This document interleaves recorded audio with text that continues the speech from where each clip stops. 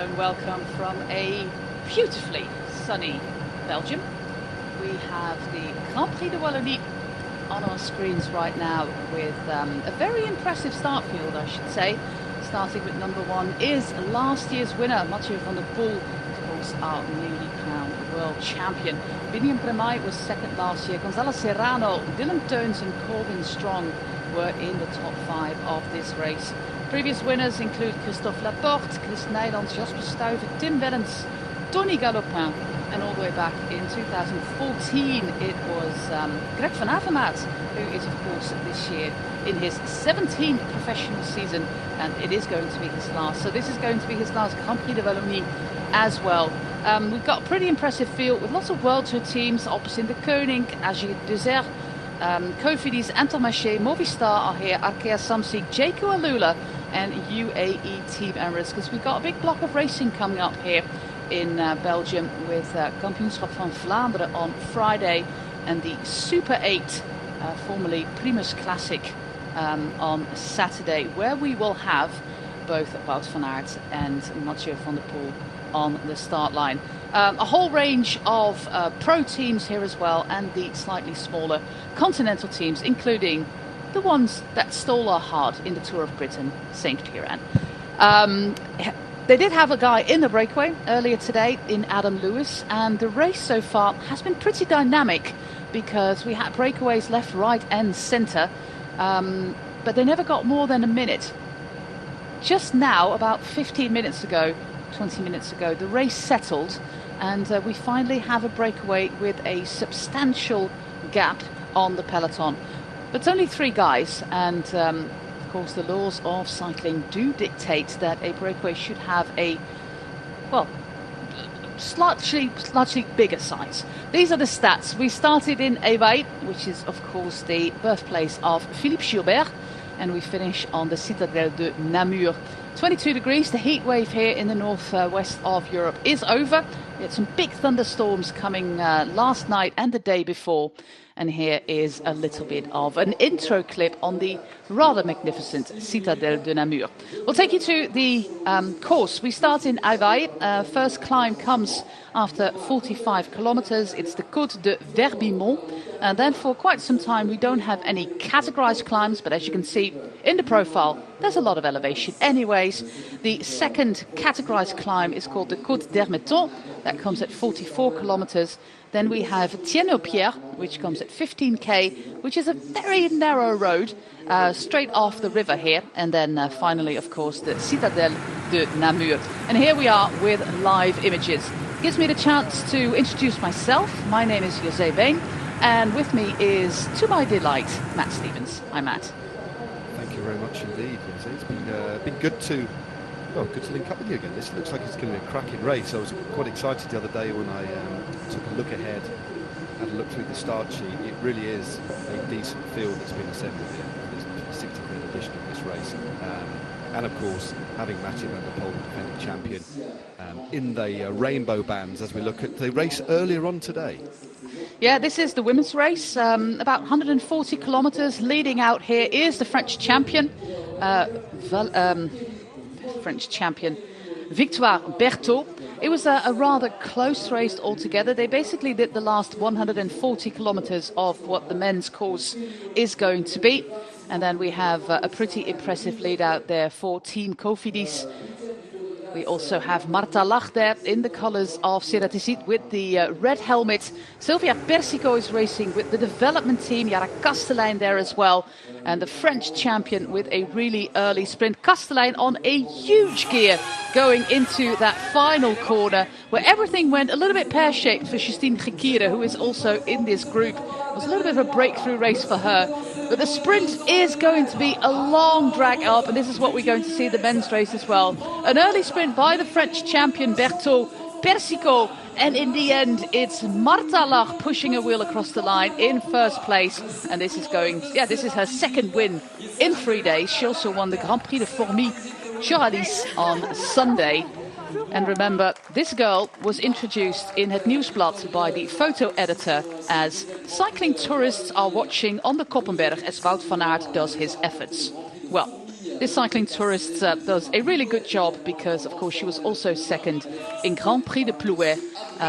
On a roll is Marta Lach, the Polish rider there of Siracy WNT.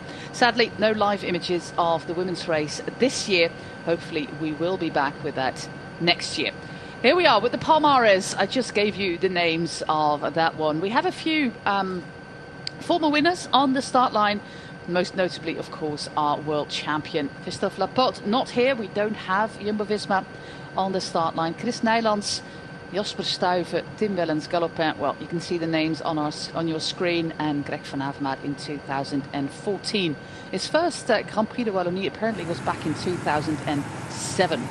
Imagine what we were doing in 2007. Looks like a lifetime ago, Matt. Let me introduce the breakaway to you. Leading for the Alpecin de Koning team is Dries de Bont on very wet roads here in the Ardennes. If you are looking on the map of Belgium, we are of course in Namur, which is in the Ardennes. And if you look at Liège, it's about 60 kilometers southwest of Liège, I think. And we're making our way to that Citadelle de Namur. We're not going to do any of the local laps that we did in previous years.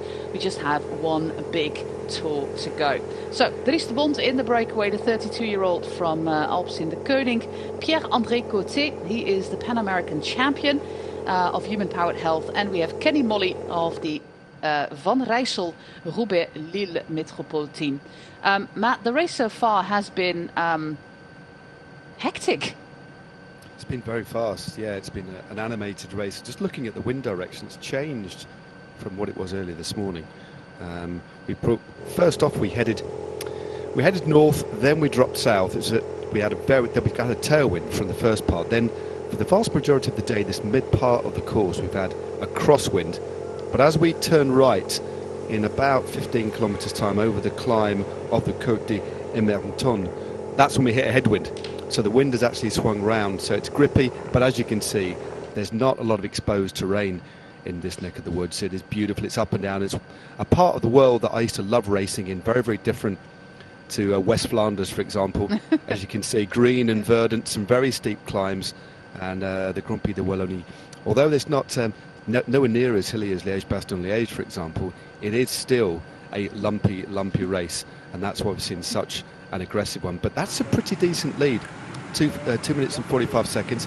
As you say, it's a little bit on the small side, this breakaway, but right now they are forcing one of the teams that I didn't expect to chase, and that's Total Energies, who are now riding behind. But de Bont, Côte and Molly have built up a decent lead, and they'll definitely go over the next categorised climb of the day with this lead. But I think with that headwind finale, that block headwind run in to the Citadelle de Namur, that might be a little bit difficult for them to stay away. But this is ideal, of course, for Alpecin de Koning.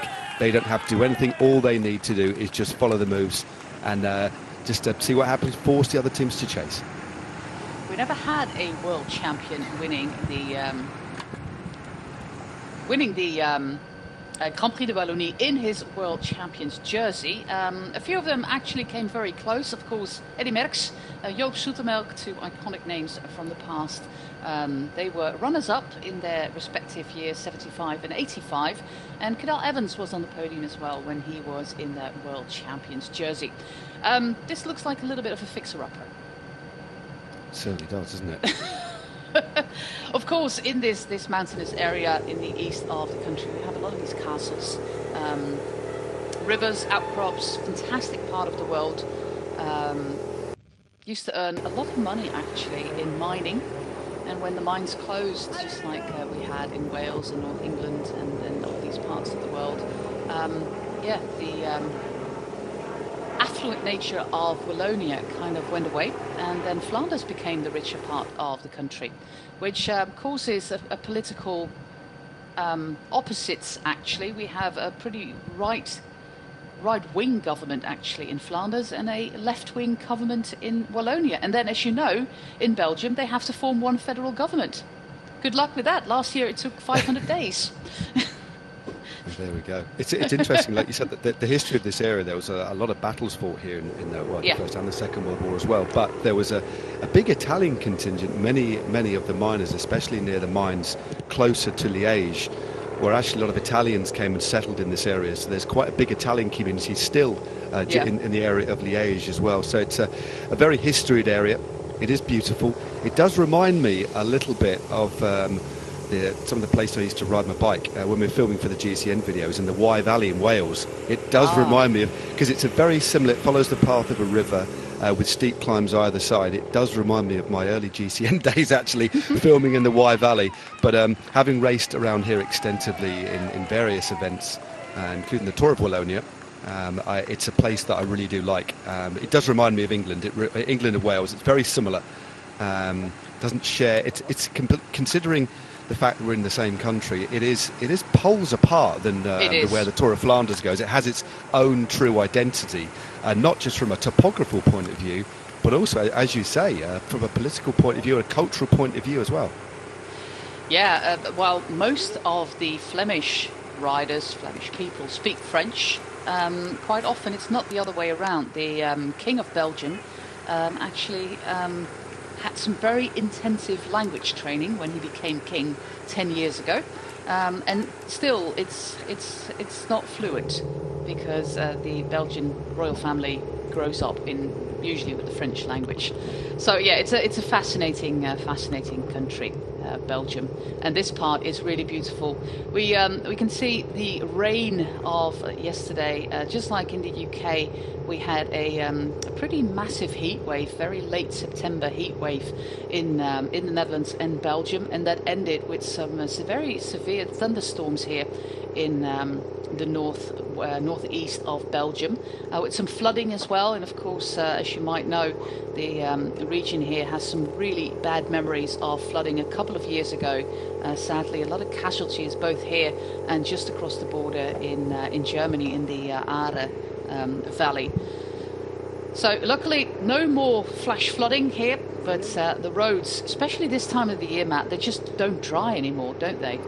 Exactly. No, it's as you say, you've got the slightly shorter days now as well, and the temperature's just that little bit lower, and because the sun doesn't get as high once it does rain, as you say, the roads quite often, unless the temperature really does increase again, they do stay a little bit wet, especially underneath these beautiful canopies. We can just see the leaves on the turn. It's a lovely time of year, but as you say, quite technically challenging when some parts of the road are dry and some parts of the wet. It's often, many of you home might think, look, we're broken records when we talk about road surfaces, but I tell you what, it is quite stressful, and also because of the heaviness of the rain, as you can see, there's a lot of mud on the road, still a lot of debris, so all that mud would have been brought up the fields as the water ran off the fields onto the roads, so making it a little bit sketchy, especially on the descents, and also a bit easier to pick up punches as well, as you want to avoid all that sediment and all the chippings that come off the road. And some of the stuff that does wash off the field, depending on the rock formations, if you get flints on the road washed off from the fields, it can be punches galore, even with the tyre technology we get these days. But thankfully, it doesn't look like that's the case at the moment, but that is the very familiar figure of Matti Bodnar on the front. Looking at who they might be riding for, would it be Tergis or Simon, or maybe they put their faith in Edvald Boasson Hagen, who's going to be looking for a contract at the end of this year? Yeah, Julien Simon was their best finisher last year with a 15th place. Just 5 seconds down on Mathieu van der Poel. Another name who really stood out last year was Irishman Darren Rafferty. He's racing again today with Hagen's Berman Action. Of course, he signed a contract with EF Education, Easy Post. Very exciting rider to look out for, and this is the kind of course that really suits him very well, judging from that 13th place last year, and last year he was only just 19. So yeah, Ireland have got a fantastic new young rider to look forward to, Archie Ryan being another one. Great new generation of Irish riders, but Darren Rafferty, don't forget that name. You'll hear his name quite often in the foreseeable future. Complete dry roads again here, and although we only have 4 categorized climbs, I count at least 25. Yeah, there's loads. It's around here. I mean, there's hardly, just looking at the profile that I have, there's hardly a flat bit of road. It's either climbing ever so slightly or descending, a little bit of flat perhaps that we saw in that little valley, but essentially it's up and down. Pretty taxing terrain as we head towards Namur. But despite that, Pierre-André Cote, the Canadian, and this man here, Mr. Breakaway. Such a talented rider, such an aggressive, enjoyable. It's such an enjoyable rider to listen to as well. Exceptionally tactically astute, Dries de Bont. They're doing a good job forcing Cofidis and Total Energies to ride. Interesting that none of the other World Tour teams at the moment in this race are assisting with the chase. Clearly they're happy to let the two French squads do all the riding right now, which is quite interesting because, as you said at the top of the programme, Jose, it is an exceptionally good field. 8 World Tour teams are here, 9 Pro teams and 4 Conti teams, so it is a strong field. But a few of the other bigger World Tour teams right now leaving it to the two French squads to do the pacemaking, which is quite interesting. Yeah, we're racing through the town of Falaine, which is, according to the tourist department of Wallonia, one of the prettiest villages of Wallonia, with 2 capitals, prettiest villages. We're quite close to Maretsu, which is, of course, also a very famous beer and cheese. And I just saw the rather lovely monumental farm that we passed, and that is a protected monument as well. Good signing there. Not on the other side, though, but this man was aggressively signing. There was an obstacle. You couldn't have missed him. It's important. I think the more aggressively signed, the better, if you ask me. That was a pretty complex, but typical now, pretty atypical, yet complex piece of road furniture. As we just past these fields on the left-hand side, they look like they're ripe to be harvested. One would imagine very, very shortly. We are in the harvest time, of course, but on one of these concrete strips of road, as we move back onto some asphalt. That's one of the things that you definitely get in Belgium, is those big, horrible, whether it's Wallonia, whether it's West Flanders, East Flanders, in Belgium, more than anywhere, I think, aside from some steep climbs in Spain, you get these big concrete slabs with these little gaps in between, which can be awful to ride on. But 51.9 k's to go. Yes, they're doing all right. The Oceania jersey is a lovely one, isn't it? It is a good design. Yeah, it is. Of course, we always tend to be very Europe-centred, and everybody knows that European champion is Jacobsen. The European Championships will be next week in my home part of the Netherlands in Drenthe. But yeah, the Pan Am Championships is actually the same jersey. It's the same category, just like the Asian jersey that's held by one of the riders of Astana. It holds the same merit, same amount of points, but yeah, of course, we always tend to be a little bit Europe-centred. We see Movistar there with Johan Jacobs. He is officially Swiss, but he lives in Belgium, fluent in Dutch as well. They have Puerto Rican Abner Gonzalez, Luis Mas, Matthias Norsgaard, he was in one of the early breakaways, Vincentius Rangel Costa, Yuri Holman, and Gonzalez Serrano, who of course was third last year. We actually have the entire podium of last year's race back in the Grand Prix de Wallonie, with Mathieu van der Poel, Biniam Gremaille and Gonzalo Serrano. And last year that was off the back of winning the Tour of Britain, I think. That was of course cut short due to the death of the Queen, but he did win it. Yeah, he did win it, and he won a stage as well. Put away Tom Pidcock in a sprint to move into leader's jersey. But unfortunately, as we all know, that race was curtailed. He was riding well in the Tour of Britain last week, not quite the same form. Got distance a little bit on the final stage, but he's up there. And looking at the lineup that they have here, as we're talking about Movistar, I would say that it'd be about Serrano today, because he was there or thereabouts at the pointy end of the stages. So, and with his record in this race, and the fact he can climb well and can sprint well from a small group uphill, I would say that Serrano, looking at their lineup, would be their leader for today's race. It's quite interesting. Normally, when we get a start sheet, more often than not, and some teams have it, the rider with a 1, so like 21, 31, 41, generally is the team leader. But in this, it doesn't seem that's the case. Most of the team leaders that I would pick out are other numbers apart from 1, say for Mathieu van der Poel and Brian Cockard for Cofidis. So I reckon it's an interesting one they've done here. It's completely quite random. They have one of the stagiaires, for example, at the Intermarché Circus Wanty team, or actually he is part of the development team, Dylan van der Stormen, as their number 1 instead of Biniam Gremaille. But yeah, it's only a number. Having number 1, of course, means a lot. If you can start a race with number 1, that's always nice. We also have St. Piran here. with Jack Rutkin-Gray, Alex Richardson, Seb Kiven, Tyler Hanna, Adam Lewis, Bradley Simmons and James McKay. Both Bradley Simmons and Adam Lewis have been very active in breakaways. In the end, they were not represented at the front, but last week, of course, in the Tour of Britain, they were a fan favourite, were they?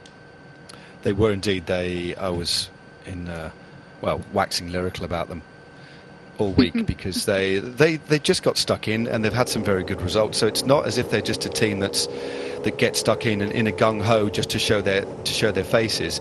They get stuck in, and they're getting results as well. That they rode in a really disruptive way. They rode in an adventurous way, but they rode smart, and in the end, and they were strong too. Richardson, Rutkin-Gray, Kiffin, all got insignificant moves, and Zeb Kiffin actually ended up 6th overall. As you know, but it was that they rode magnificently, and they've had a great season. Rutkin-Gray, of course, just off the podium in the under-23 World Championships, to name but a few, dominated the British scene as well.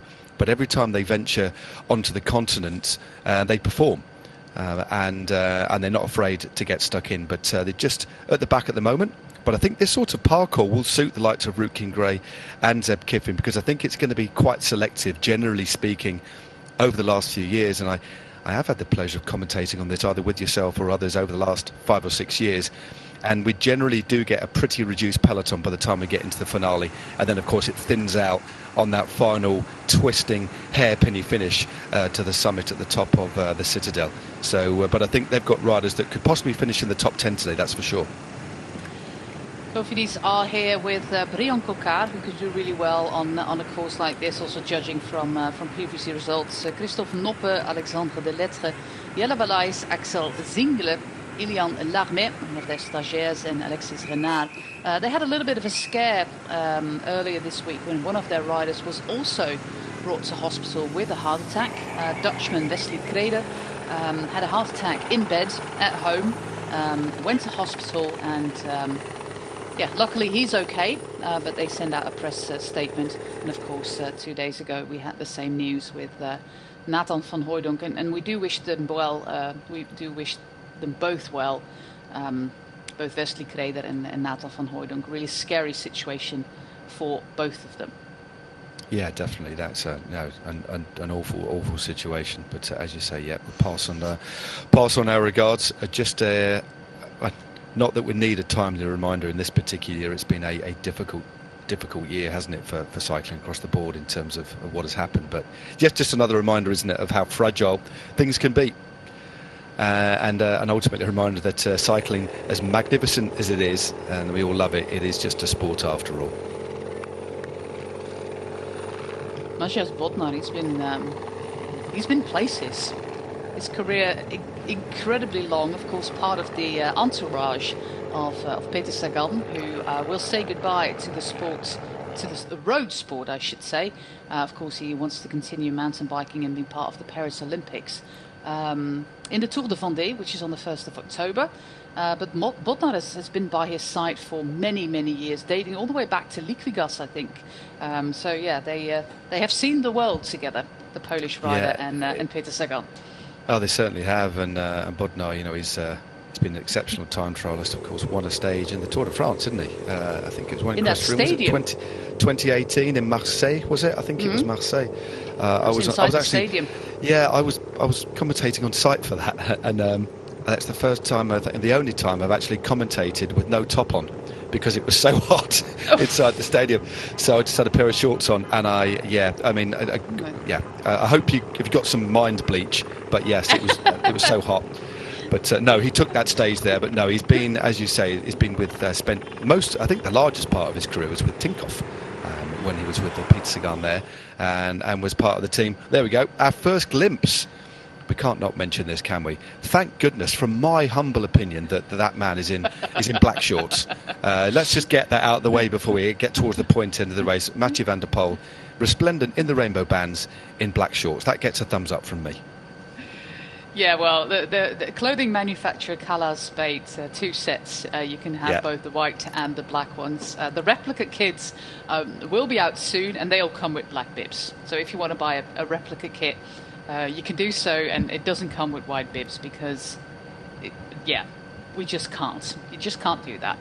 But yeah, Mathieu van der Poel, he's got a few races coming up in this part of the world, and then is going for the Gravel Worlds. I think I don't know if it's been officially announced just yet. I didn't know that. I know he's got. No, he's not. Wout van Aert is going for the Gravel Worlds, and he is going for the Olympic test event, mountain biking. That was it. Okay, there we go. I think the Olympic mountain bike test event might actually be crucial for qualification, because obviously he crashed out of the Worlds. I think that's why he might be doing it. Yeah, there's another Dutch young man in the under 23 category at the Worlds in Glasgow who actually secured one spot for the Netherlands at the Paris Olympics, and that is because some nations, of course, have an abundance of riders in that top 20. France, for example, and there's other countries as well. So the under 23 rider got a top 10 at the Worlds in Glasgow, and that secured the spot for Mathieu van der Poel. So he of course he wants to go there, see the course, but his program is going to be the Super 8 Classic on Saturday with Wout van Aert, Circuit Franco-Belge on the 28th of September. Then is the Olympic mountain bike test event, and on the 8th of October, his road season ends in the rather wonderful Paris Tour. Yep, and knowing Van der Poel, he's not. He did quite a few events after the World. He had a bit of a rest after the World, a bit of a reset, and there was a point following the World Championships. He wasn't even sure if he was going to race again this year, but he is. But I think it's only 4 or 5 road events based on what you've just said.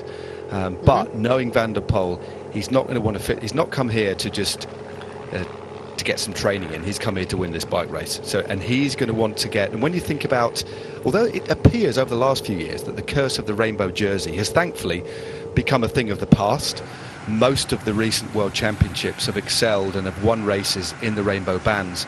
But I think for Van der Poel, although I know we'll have yet to see that. Yeah, I think he's going to want to get that win early on in the rainbow bands, just to set. It's just an important thing for either a national champion or a world champion to win in that jersey. And the longer it goes on without winning, I remember Philippe Gilbert actually. Was it 2012? Was it 2011 he won? And it took him till the Vuelta. Yeah, it took him till the Vuelta the following season to win a race, and it was getting pretty nervy. So, but I'm sure that won't happen to Mathieu van der Poel. But I think to get that first win under the belt, ASAP as world champion is important. So watch out for him today. He's not here with number 1 on his back in the rainbow bands to make up the numbers, and that's one of the reasons they put De Bont up the road, is so the team can sit back, force the other teams to chase before they go on the offensive in the later stages. I think Luc Leblanc, who for one reason or the other I was a huge fan of, I have no idea why, never won in the rainbow jersey. It was a bit of a disaster back in 1995. Well, I think he went to Le Groupement. I think he won it when he was running for Pulte, I think. Yeah. Pulte's coming back, by the way. Yeah, yes, they are indeed. But then I think he went to a team called Le Groupement, which were ill-fated and collapsed. And so I don't think he actually had a team for a while. I think he ended up riding for Festina latterly. But no, he never won. You are indeed right. Well, of course, you have a little bit more experience of that era.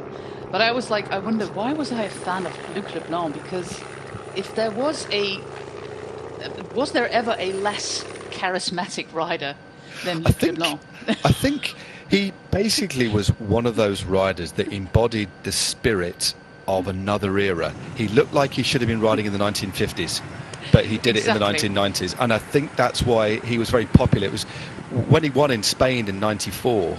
It was because he's won stage of the Tour de France. So don't get us wrong, but it was let's say a surprise win.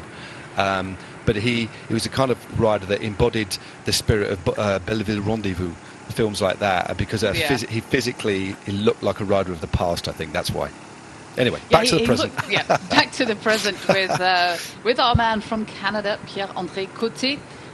His future is not looking all that great. Of course, the team is in dire straits. I don't know if they are still looking for new sponsors. I think they announced to their riders and staff about a month ago, maybe 6 weeks ago, that it was not looking very good for them, and they've been racing very aggressively ever since in all the races that they got to do. Of course, you have to. This man was also very active in the Maryland Cycling Classic. That was 1.5 weeks ago. And at Jersey, I remember doing commentary on that race, and it took me about half the race to figure out what kind of jersey this was. But it's the Pan American Championships, which were in Panama. It doesn't have anything to do with Pan American, but they were in Panama. And it was... It doesn't get any flatter than that. It was a completely flat course around Panama City, and he won that jersey there, beating Tevino, the Argentinian sprinter, the Tovani, that we know from other races. Do we have a mechanical problem there for Dries de Bont, or just some refreshments? I think it's just they're on the climb now. This is where the course actually takes a significant change of direction. Because as we look at the Monastère des Hermetons, we're on the Hermeton climb at the moment, but it's not, you can hardly even notice it. It's just under 2 k's long, but only 3.4% average. So looking at the footage, it just looks like they're riding on a relatively flat bit of road. But over the top of the climb, they will turn right at a 90-degree angle, swing onto a road to head north towards Namur. And that's when they'll get the headwind right in the face. It's blowing at around 12 kilometres an hour right now. It has swung round from being blowing from west to east now to north to south. So the next phase of riding for the breaker is going to be pretty hard with that wind right on the nose, and of course will favour the bunch behind over the top of this climb. Christoph Roodhoofd behind the wheel of the team car. They actually have got their 2 world champions on the team. Of course, I think they won 3 world titles in Glasgow with Sam Gaze, of course, in the mountain biking. Axel Laurens in the under-23 racing. He's racing here. Mathieu van der Poel in the elite race. Axel Laurens can't wear that world champions jersey because this is not an under-23 race. They've had a cracking season, haven't they? That they really have. It's they've got such a good. When you look further than Mathieu van der Poel, and again, forgive us for saying this, because Mathieu van der Poel is such a dominant rider, is an icon. He borderline kind of transcends cycling, but the rest of the team, they've got some very, very good bike riders. And again, interestingly, de Bont still hasn't signed a contract for 2024, as he just gets rid of jettisons some litter at the side of the road. Not too sure if this is a green zone or not, but as you can see, pretty exposed over the top here. Now, if this could be interesting for the bunch, because on this particular section before they swing right, this is crosswind. Let's see if there is going to be some action. Of course, we still have, well, bar one, all the World Tour teams left in the peloton, and this might be an interesting place because, yeah, giving the likes of Dries de Bont 2 minutes is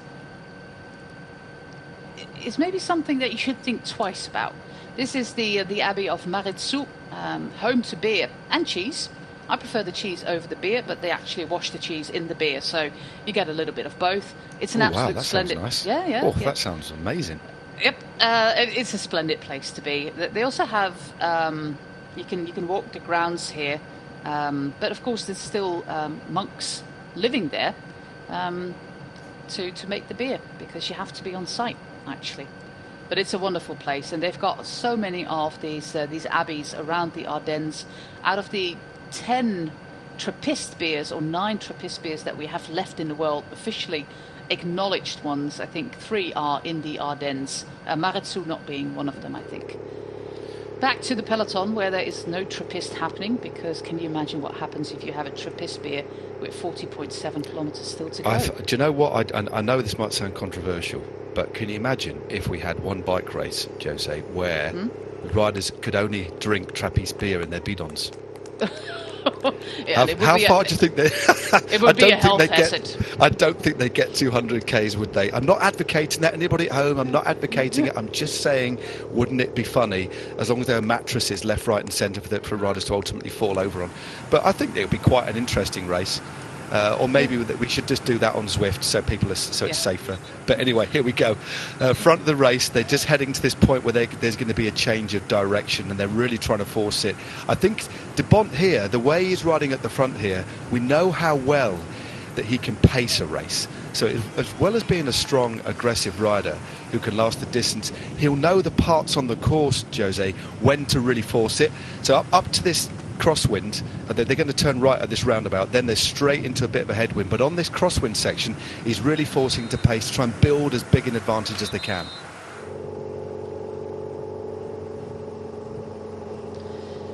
Yeah, and this all plays in the cards, of course, of Mathieu van der Poel. It means that the team doesn't have to do anything at all about the chase, and they're still leaving it to the two French teams, Total Energy and Cofidis. Arkea are coming to the front as well. It's like a French alliance right now, but they have a team here with Belgian rider Jente Biermans, Maxime Bouet, Ewan Kostu, one of the promising young riders, Arnaud Desmar. Still getting a little bit used to Arnaud Desmar in that red jersey. Luca Mozzato, Alessandro Ferre and Alain Rioux. That is the team of Arkea Samsic. We also have Vigard Staken-Lengen, of course, the trusty domestique on the UAE Tour. He's part of the Tour de France team as well. And just signed a new contract as a reward for his endless service to the team captains of UAE. Yeah, he's a cracking rider. He is. He really is. They've got a really. When you look at the UEA team, it's a really strong team. You know, Ryan Gibbons there, the South African, has had another strong season. Although he'll be leaving the squad to head to Lidl Trek next year, as they really do bolster. I think Lidl Trek. I thought, pardon. Who's not going to Lidl Trek? Exactly. I think half the peloton are off to Lidl Trek there. But no, they've got Mikel Bier as well. And also Alvaro Hodge, who's had a really difficult time with injuries, etc. But he's here. But I think this finish might be a little bit too difficult for him. But they've also got Matteo Trentin as well. Mm-hmm. So they have got an exceptionally strong team as they just start to force things. There's Trentin, just with the little blue flashes on his sleeve, denoting that he's a previous European road race champion. But UAE have a very, very strong team here, as the AG Touar as well. That's a Nance Peters just moving through to the front as well. Yep, former Tour de France stage winner, of course, Nance Peters. We also have Q36.5 in this peloton. Tudor Cycling are here as well. It's a very, very well... high quality start list. UNOX, they have Alexander Kristoff here, Søren Werenskjold, to name but a few. Werenskjold could win this bike race as well. He's got the talent to do so. Fantastic sprinter, time trialist, and really, really good in the Tour de Wallonie earlier this year. I think... that was Belgium, sorry. Yeah, I think it's fair to say, as we're hitting this headwind now, there's still a few... There's obviously a little bit of wind coming from the side because it's not fully bunched up, but I think it's fair to say this might be the best field we've ever had for the GP Wallonie in terms of depth. You just talked about Uno X with Kristoff and Werenskjold. We've got Dylan Tjerns, Stevie Williams, Jakob Fuglsang for Israel Premier Tech. And we've not even mentioned Michael Matthews for Jaco Alula, who's just come off the back of a couple of strong rides in Canada. Brian Coquard from Cofidis. Gumai, we talked about earlier on. Campenarts and De Boist, both of who have been going very well, almost attached at the hip, those two. I love their social media profile, but both have been riding strongly. So it really is a very good field. So, but I think given the way things are going, we've only got 37 Ks to go. Things are going to get pretty tasty, I think, towards the back end of this race, because I think there's several teams there that have... Well, there'll be several teams that are going to be worried about some of the pure sprinters. So we've got a mix of pure sprinters and puncheurs who this sort of finish is going to suit.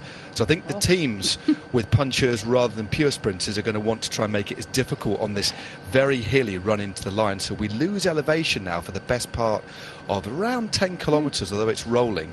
And then it's this final little phase of racing in the last 15 Ks where I think this peloton will start to thin out just a little bit more. Yeah, we are going towards one of these river valleys, one of the rivers that cuts through the Ardennes. The main one, of course, being the Meuse, or Maas in Dutch, and that is also where Namur is. We basically followed the river and then go off the main road and onto one of these small punchy climbs. Victor Kampenaerts at the front for Lotto Destiny. Strong team here as well, with Jasper de Buys, Cedric Beulens, Frederik Frison, Brent Van Boer, Alex Segaert and Harm van Hoeken. So, it's a pretty impressive field this year. Anthony Turgis, one of the riders of Total Energy. The entire team is moving to the front as we speak. They're really taking this race with currently Majes Bodnar still doing the work, followed by Daniel Ost, two of the henchmen of Sagan, of course. And they're the entire Total Energy team with 147. The last in line is Turgis.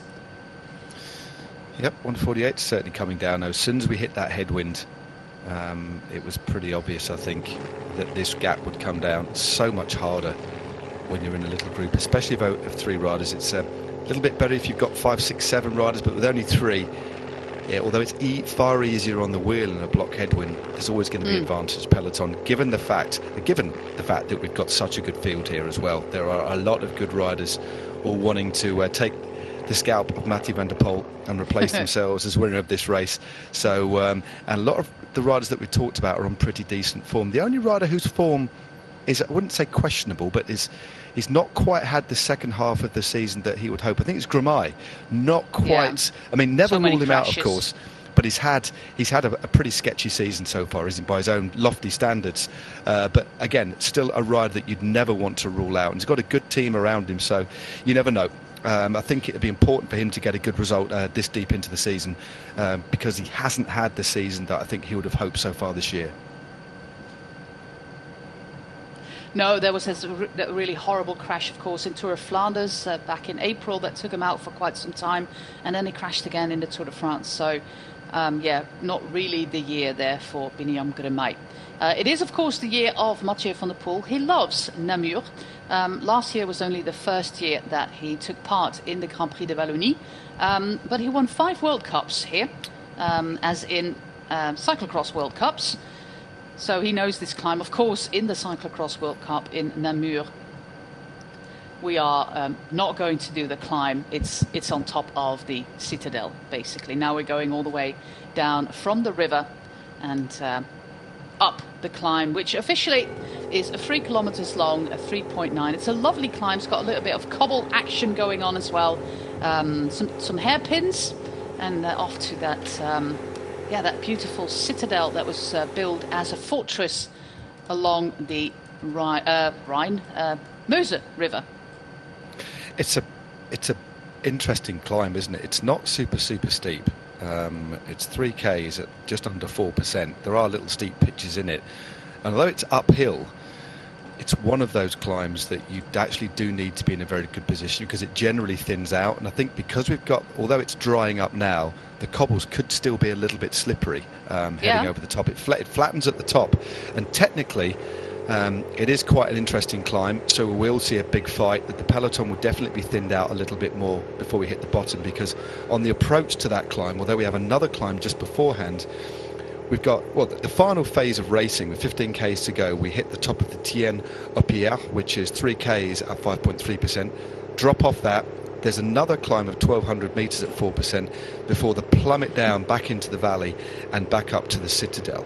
So it's a really intense last few kilometres. There will be riders that lose the wheel, and there will be teams sacrificing riders to keep that pace as high as possible. Just to make it a little bit harder for some of the riders who would want an easier, not exactly an armchair, but an easier run into the line. But the likes of Michael Matthews, as you can just see, Team Jayco Alula will be built all around him.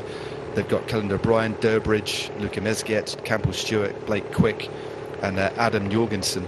But it's all about Michael Matthews on this sort of finish, and he would dearly love to get a result. Rode well, didn't he, in Canada? Got finished on the podium. I think it was in Quebec. Was on the offensive in Montreal, but that was a good. I don't know if you saw that race. That was that looked absolutely brutal. It was all over the place, and of course, is going to be the location for the World Championships in 2026. Yep. We have Zurich next year, Rwanda in 2025. If it's going to happen, there's a lot going on at the Rwandan Cycling Federation. My colleague at the Escape Collective, Ian Trelaw, wrote a really good piece about it, and one of the other organizations you can follow on the matter is Africa Rising, doing a lot of research about that. Hopefully it will happen. Rwanda is a beautiful country, but there's a lot happening at the moment in terms of the federation. There's a tube coming up. Coming off. Well, there you go. He's running, I don't know if he's running tubeless, but his tyre's blown off. That's one of the riders from Van Rijssel, Roubaix, Lille, Métropole. He basically nearly went into the back of that car, deviated very suddenly, and I think it was such an acute angle that he hit the curb at. I think he's clearly just taken his tyre off. Luckily, he didn't bring anybody else down, and he did very well, to be honest with you, to hold things up. Here we go, as we just drop off this plateau that we've been riding on. And again, Jose, you can just see on that little bend there was a big patch of wet road here, and this is going to make it quite a nervy last 31.5 kilometres, especially the final 15 or 20 Ks when it gets particularly lumpy. With this next sector, there is a steep climb coming up to quite soon actually, which we'll be heading into in the next 5 or 6K. But this next sector leading into the final phase of hills, pretty fast, narrow and twisty. 1:35 is the gap as we speak for our three leaders, Dries de Bont, Pierre-André Côté, Kenny Molly. Kenny Molly, part of the northern French team of Van Rijssel, Roubaix Lille Métropole. Rumoured that Van Rijssel is going to join the Age Desert team in terms of a bike sponsor next year. Of course, the brand of the decathlon chain. But yeah, he's been part of many teams in the past, but feels at home at the Roubaix Lille Métropole team. We have Pierre-André Côté, former Canadian champion there for human-powered health, and of course Dries de Bont, who has the most wins behind his name, including the National Championship of Belgium, with a rather formidable solo, I remember, a couple of years ago, where he really held off the peloton they were at 12, 13, 14 seconds, and he did that for 15k. So a really strong win there by Dries de Bont. But with 30k to go, Matt, and the peloton springing into action, we see new teams at the front right now. Yep. Yeah, I think the breakaway doesn't really stand a chance. Well, we know what Michael Matthews likes. He's got such a punch. He can go long range himself. I mean, who can forget that absolutely magnificent career best win, I think, in the Tour de France last year. But again, doesn't do that very often. But what he can deliver is a fearsome punch at the end of a very grippy race, and this is why Team Jayco Alula are making it hard on this little series of climbs, and the gap, as a result, unsurprisingly, is starting to tumble. Also on the left-hand side, there, right, Tudor Pro Cycling as well, and then Movistar moving up in the centre too on these narrow roads. But yeah, clearly it is the squad of Jayco Alula who are trying to do something a little bit different. They're actually firing somebody up the road here. This is unexpected. This is Luke Durbridge, Turbo Durbo, really trying to force the pace. Campenaerts with him. Yep, Campenaerts following one of the riders, ex-Tudor. We have Movistar. Yeah, with this view, we can't really see who they are. We need to zoom in just a little bit more. Difficult to see, definitely. The one rider that we can always recognise, probably one of the easiest at that low crouch Turbo. position, a Turbo, and also Victor as well. Victor Campenaerts sat in the wheel. It's been brought back together though. The man that's bringing it back for Total Energies looks like it's Tergy actually, who's bringing it back together, sowing that little split, but that big acceleration, that sharp and slightly unexpected acceleration by Luke Durbridge has slashed the best part of 30 seconds off in a very short order. But then it eases off, so an interesting little move. It's just a bit of a testing one there, as Movistar now move through to the front to pick up the pace again. Johan Jacobs, Durbo, Turgis. We have Nans Peters there as well. Campenaerts, fantastic rider, of course, Victor Campenaerts. His daily diaries during the Tour de France were... They're great, aren't they? They were really great. His last victory was almost a month ago, the Druivenkoers in Overijse. So a little bit of a break from racing for Victor Campenaerts before going on all of these late season races that we have here in Belgium. Super 8 Classic on Saturday is going to be a pretty exciting one, with also a field that is absolutely fantastic. And the last time in a road race this season that Van Aert and Van der Poel will meet. Got Ryan Gibbons there, the UAE rider. And then the gap drops below the minute mark there, Matt. Yeah, did you see that? He was almost looking across. He could probably sense that Victor Campenaerts was going to do something, and straight on his wheel is Ryan Gibbons. again, he's got a ferocious kick himself. He's a very, very good sprinter, more of a lead-out rider. But increasingly, over the last couple of years, Ryan Gibbons has been climbing better and better. He's really come into his own over the last couple of seasons, and that's one of the reasons that Lidl Trek, should I say, have asked him to come across. Former South African road champion, yeah. There's a lot of discussion about that, isn't it? In the Netherlands, a lot of people say Lidl, and other people say the Lidl. Oh. But Lidl Trek makes it so harsh on the likes of Gaia Realini and Kenny Elizonde. So we should really say Lidl Trek. Lidl Trek. Oh. Well, there's rumours. I mean, I'm sure whoever is there. I mean, you know, I think they're a great team. They've clearly got big ambitions. They've got a big injection of cash, hence the signing of some big superstars of the sport, riders with still a lot of potential. But I don't know where the origins of this Lidl, because we're in the origins of wanting to say Lidl are, but because in the UK we just say Lidl. But there we go. But whatever, I think they've really made their mark as a sponsor. I think after initially not liking the kit so much, I really do like it. But anyway, it does grow on you. But I guess we best talk about the race. They're not here, but they're a team that are doing a lot. But the man on the front will be in their kit next year. And this is an interesting little split, 43 seconds. Movistar there. It looks like, there was a little check there. That's a technical little right-hander there, Jose. And it looks like Gibbons was just caught unawares there. The road really went back on itself. Yeah, we do know that one of these potholes here in Wallonia cost half of the season to Tadej Pogacar. Spicy is that they did fix the pothole 2 days after Liège-Bastogne-Liège. Yeah, oh well.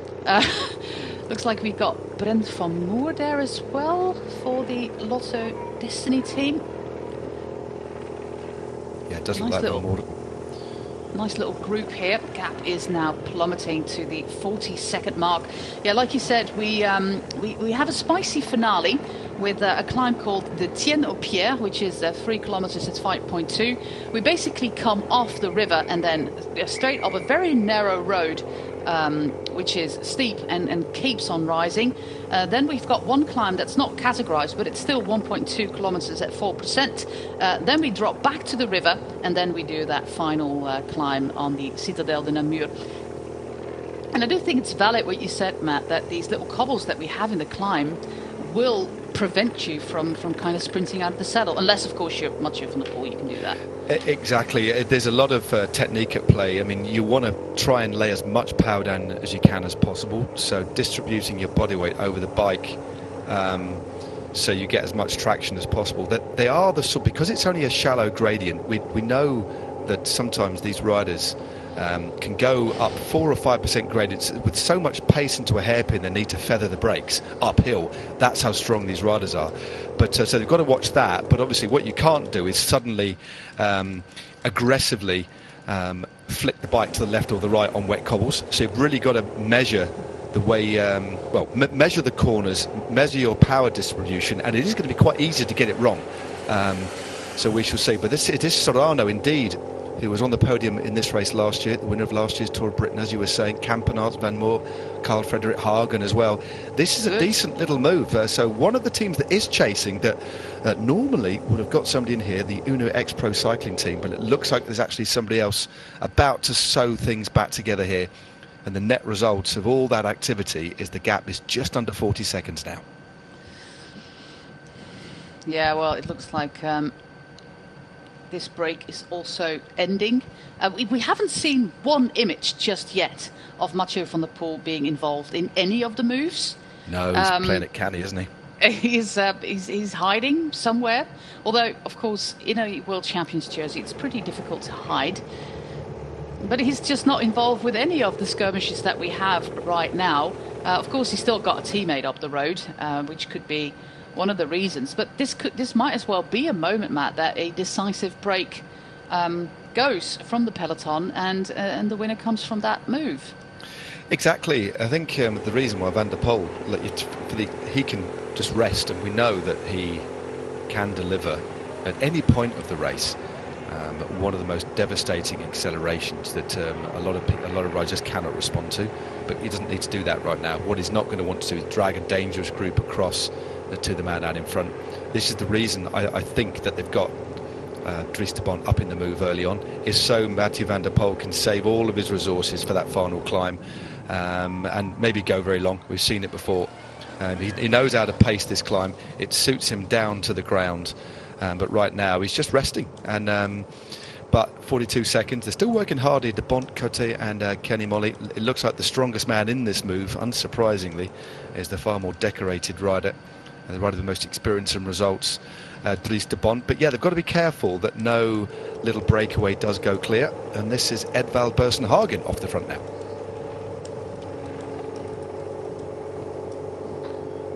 So Boasson Hagen, again another rider looking for a contract for the 2024 season for Total Energies at the moment. Trying to move himself clear. Car just on the apex of that corner. And Movistar looking around for a little bit of support. Earlier on, we did see Total Energies doing a lot of work on the front, maybe to set this man up, but they're looking good at the moment.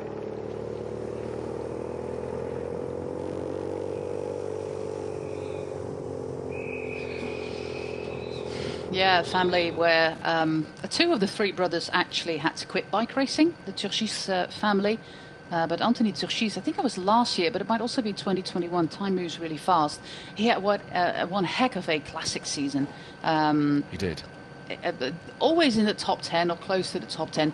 Never really that big win, but he showed that he was one of the best riders in that classics peloton. This year, a little bit more under the radar, Anthony Turgis, but he's going for a good result here, and Edvald Boasson Hagen might just be the solution to that. Just making sure that Total Energie are not working at all, because quite frankly, Matt, this seems like a really long attack. Yeah, it's an interesting one. It's just dangling off the front here, and one of the reasons as well, I think, that we haven't seen Mathieu van der Poel is because the way this race has been ridden over the last couple of years, we've always had a break go clear early, but generally speaking, it's been won from the front, if you know what I mean, from a smaller group, because everybody's waiting for this final phase of racing, this last series of climbs, which are coming up very shortly. In fact, we hit the bottom of the final categorised climb of the day, the one you just talked about, the Tien Pierre, that comes in about 6 or 7 Ks, and it almost feels now as if we're riding Flèche Wallonne, you know, that real fast run in parallel with the river before the road kicks up. Certainly not the fearsome slopes of the Mur du Ride today, but this it's the same kind of feeling. And this race generally, the final phase of racing, it's generally from a big group like this, it's very, very hard to get away. So it's always been over the last few years the break that gets caught, and then there's a selection from the bunch, and ultimately the winners come from a reduced peloton. And that's been the shape of this race over the last few years, and that's why I think we're just seeing a couple of the teams with the big riders just waiting and waiting, because the final climb to the line is where the race is going to be won and lost. But I'd like to be proven wrong. It'd be interesting if the break went clear, but I think there's too many big teams here with a rider that would want to leave it to that final approach. One of the riders we haven't mentioned just yet is Stevie Williams of the Israel Premier team, the Welshman. I think he could do really well on a course like this one. He's in good form. Yeah, he was aggressive. He was away over the weekend with Carlos Rodriguez on the final stage of the Tour of Britain. Did get dropped in the end, but was clearly in good form. And as you say, just come off the back of winning the Arctic race of Norway and the Queen stage of the race as well in a bunch kick. And if you look at the wins, the Stevie Williams, when you look at him, it's very difficult to reconcile the fact that he can win from a small group and has done in the past at the highest level. You know, won a stage in Tour of Switzerland, the Archie, Slovenia. He can win from a small group, and he's very good at timing it right. So yeah, I think he's one to watch. And also a man that's been a little bit quiet of late, but not too far away from Williams, is a Dylan Teuns as well, who should, on his day, should be suited to a finish like this as well. Yeah, Dylan Teuns, of course, is a master of the finish. And of course, with having the world champion here, who is lingering at the back mostly for today's stage, it's not a given that Mathieu van der Poel is just going to double up on his wins of the Grand Prix de Wallonie, especially not in this field. There's still a lot of racing to come, as we have an attack by, there was an attack by Alexis Guérin a very brief one. And everybody's just basically biding their time. Matthias Norsgaard there at the front for the Movistar team. We have Frédéric Frison riding for the Lotto Destiny team. Jelle Valais doing the work there, having Brian Coquard on his wheel, taking shelter. So yeah, it's absolutely not a given. It's like we start the race and we already know that Mathieu van der Poel is going to be victorious. No, this is, as we said before, Jose, I agree. Although he has to be one of the favourites and is playing it very cool at the moment because he's got Dries de Bont in front, doesn't need to show himself. And when you look at the way this race has unfolded over the last few years, there has been a certain formula to it. But this is perfect for Alpecin de Koenig. They've still got a 46-second lead, so you do have to doff your cap to de Bont, Cote and Molly. There's been a lot of activity behind, but they've still got a reasonable lead, which they're going to take into the final couple of climbs before the final climb to the Citadel de Namur.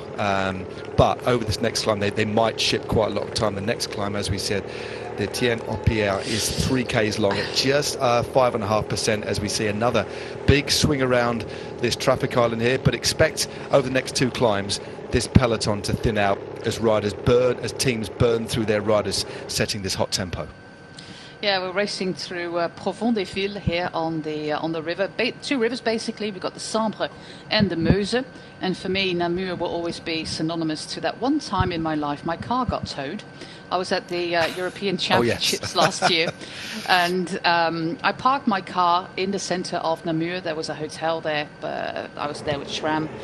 And I parked it in front of a sex shop because I thought that's a good landmark. I will not forget where I parked my car. But apparently there was a sign all the way at the start of that street that was like at least 600 meters long, and I didn't see it, that between 4 a.m. in the morning and 6:15 a.m. in the morning, parking was not allowed. And of course, between 4 a.m. and 6:15 a.m., I was asleep. And my car was towed, and I was in a total panic. I called the police, who didn't speak any English, which is weird if you call the emergency number. And I speak really good French, but at that moment I didn't speak any French at all. So I ended up at the police station, where in fact it was confirmed to me that my car was towed, and I was brought to the yard where my car was after having paid a considerable sum in a police van, together with a man from Britain who was there as well, and his car was towed as well, and he had also not seen that very specific sign at the start of the street. So since that moment, Matt, I have a little bit of a parking trauma. I always check triple whether I can actually park somewhere. Good move. That's a good move. Yeah, traumatic experience. Is that also why you... And it was on this street, that yard. Oh, there we go. Well, I'm just wondering whether that's why you've had to... do the commentary at home, because you're not allowed back in the area for a couple of years. It's unsafe. unsafe. Well, there was obviously a lot of activity when your car was towed, but there's a lot of activity behind. This gap during that anecdote has come down 22 seconds. A lot of movement here, because very shortly we're going to be swinging on to the penultimate climb before the final climb, so the third climb from the end, if you know what I mean.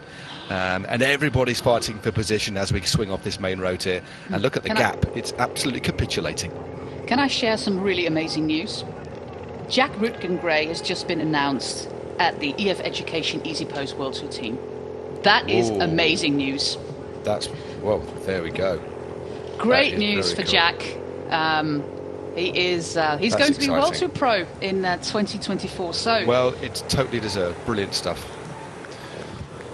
Well, I'm really happy about that. He's only 20, of course, but I've known him a couple of years through one of the youth events that I do in the Netherlands, and this is really great news for British cycling and for St. Piran as well, as the last riders of our breakaway are being swept up. And all of a sudden, Matt, we have a world champion at the front. Yep, and we got his teammates still at the road, up the Tien-Au-Pierre. And this is quite a long climb. It's one of the longest climbs of the day, this one. It's 3Ks, remember, at just over 5%. So one of the hardest climbs, not super steep. So different sorts of climbs in the GP Wallonie compared to Liège. A lot steeper climbs there, but this one at this stage of the race is going to be very hard. But Dries de Bont, doing what Dries de Bont does very well. Generally, he's the last man standing, isn't he? And he'll try and stay away for as long as he can, as Vigert State Langer now moves to the front for the UAE Team Emirates squad in this late afternoon golden sunshine. And that Isn't looks that like marvellous? Jakob Fuglsang in the middle there making an appearance as well. It is indeed Jakob Fuglsang, and also Biniam Girmay is moving up to the front for the Intermarché Circus 1T team. But still standing strong is Dries de Bont.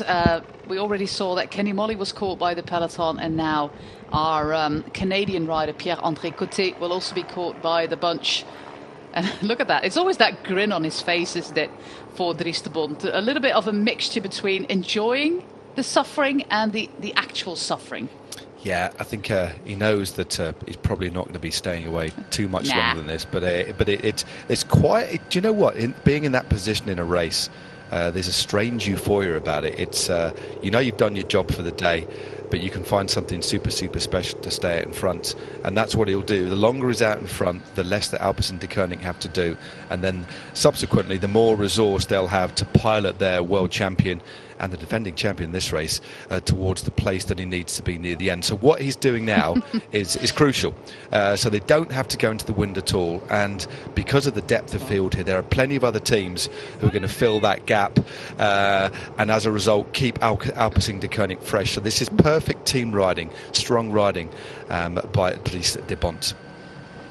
Well, the camera motorbike was so close in front of the peloton that everybody was basically sheltering behind that one as well. And it has moved up a little bit more, as we have indeed Team UAE Emirates. I remind you of the talented team: Ryan Gibbons, Mikkel Bjerg, Alvaro Hodge, Vegard Stakeling, Matteo Trentin, Michael Fink and Felix Gross is the team there. It looks like the peloton is not all that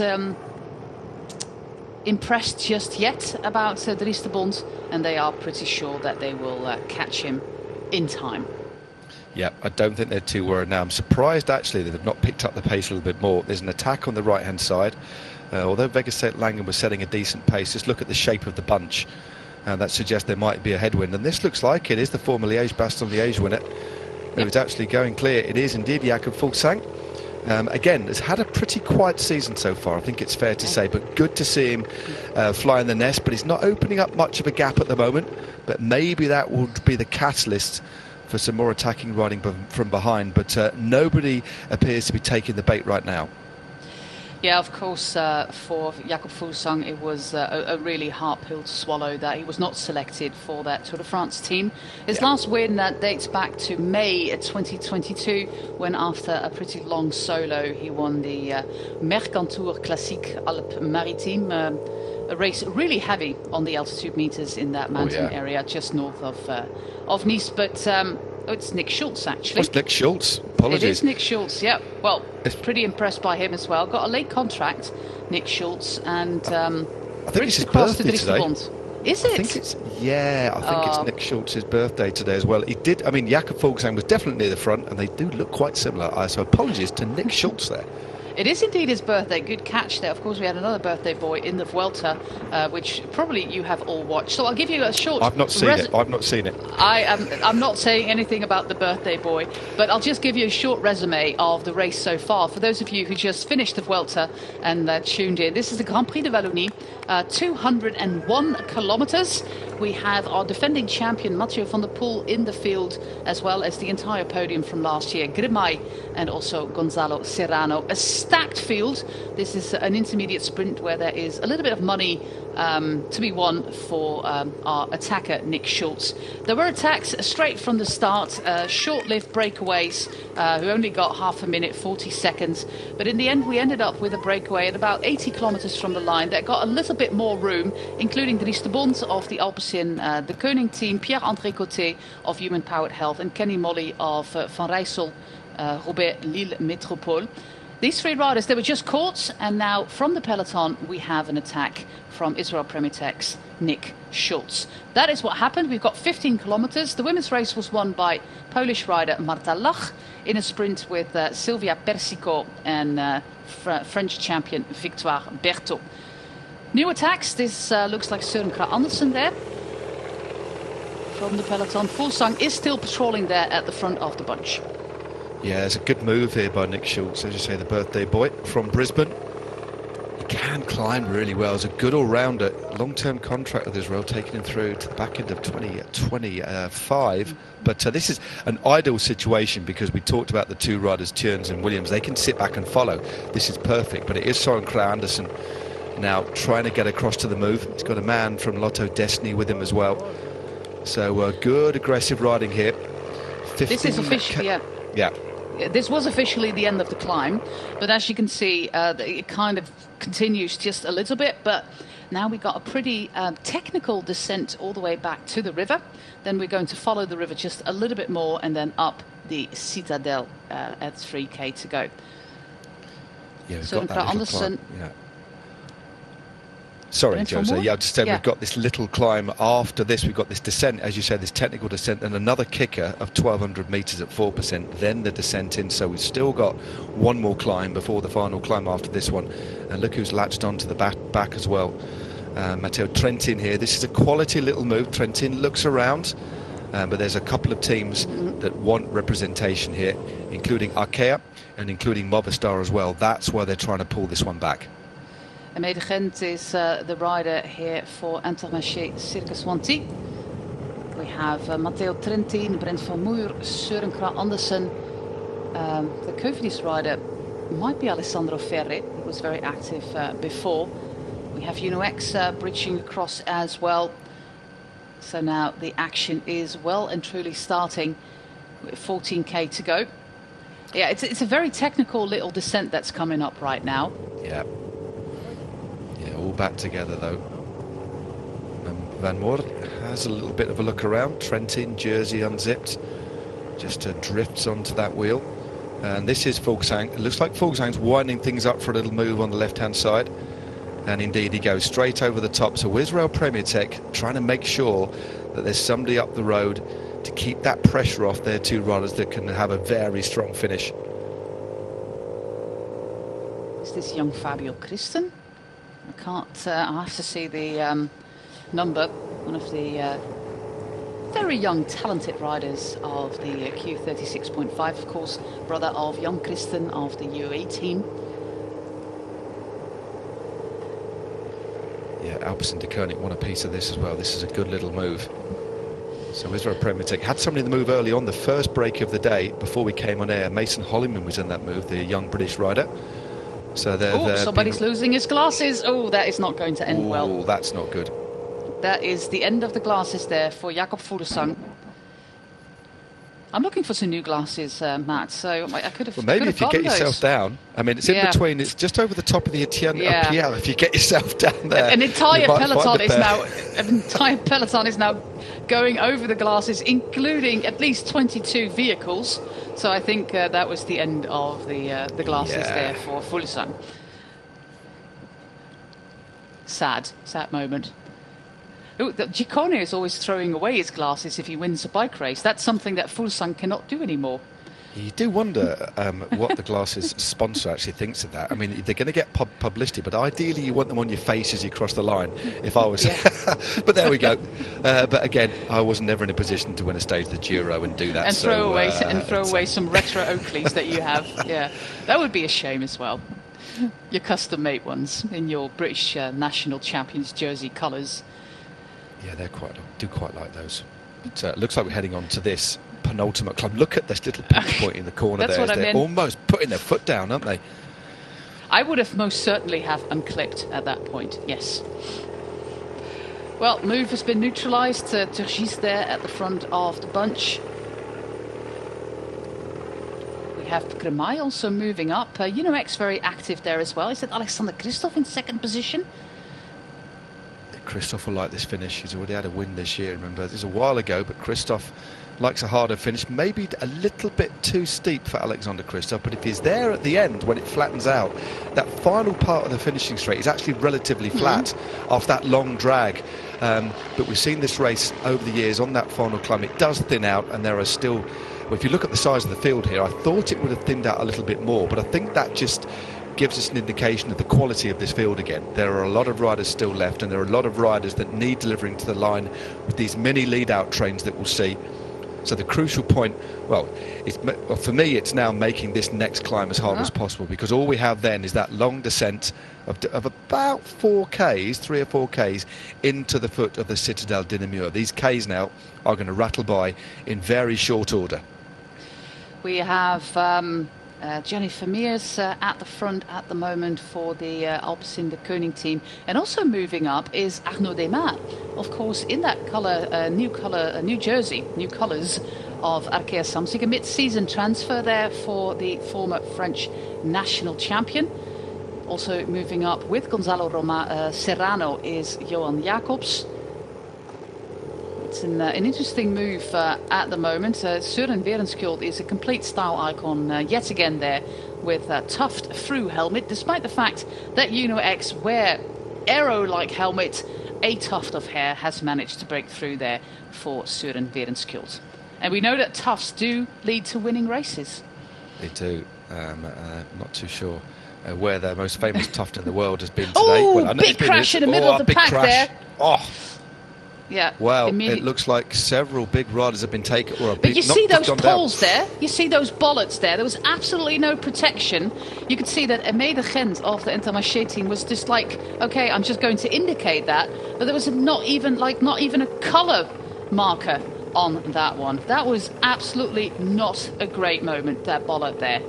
Well, it's taken out several riders. I can't see the world champion in the mix anymore again, but Søren Kragh Andersen accelerating here. Let's have a little look. I think, well, where is Van der Poel? Van der Poel's down. Well, he's been stopped. Yeah, Van der Poel has had to stop. I'm not too sure. It looks like he put his foot down. So Van der Poel has been hampered by that crash. And I'm not too sure if Søren Kragh Andersen wouldn't ordinarily attack if you knew that was a case, because he will be their protected rider. Yep. So because attacking your team captain is something that we don't do in cycling. I've never seen it in the past week at all. End cynical mode. We have one rider from Lotto Destiny who went down first. It was hard to recognise who it was, but hopefully he's okay. But Johan Jacobs now at the front of the bunch. Let's see if we see the world champion. There he is. On the wheel of Coquard. On the wheel of Coquard. I wonder if they're at the back of the group. They are. They're at the back of the peloton. So they've gone back in as Tergis, talking about him earlier on, attacks on this drag.